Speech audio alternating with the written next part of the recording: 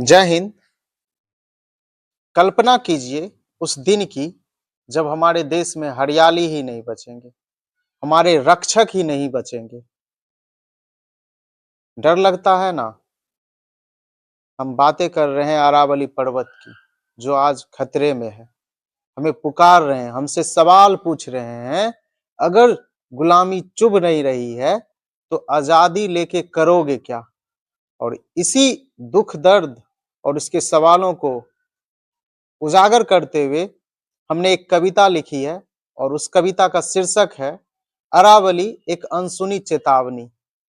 और इस कविता के माध्यम से उसके सवालों के, उसके दुख दर्द को हम बयां करना चाहते हैं।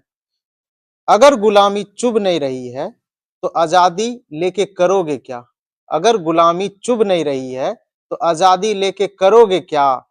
इतिहास, भूगोल और विज्ञान को समझ नहीं रहे हो, इतिहास, भूगोल और विज्ञान को समझ नहीं रहे हो तो अरावली को बचाओगे क्या?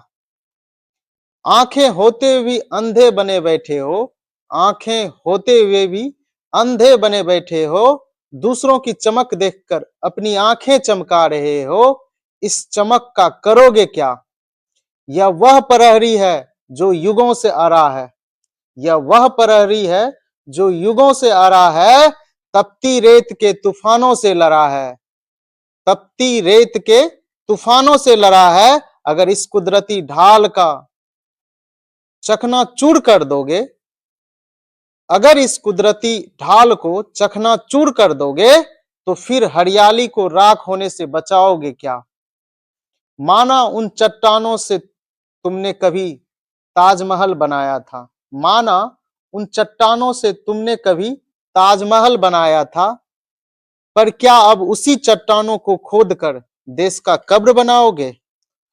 अगर गुलामी चुभ नहीं रही है तो आजादी लेके करोगे क्या?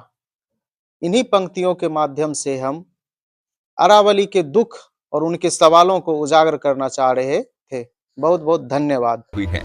अरावली दुनिया की सबसे पुरानी पर्वत श्रृंखलाओं में से एक, जो गुजरात से कर दिल्ली तक 692 किलोमीटर में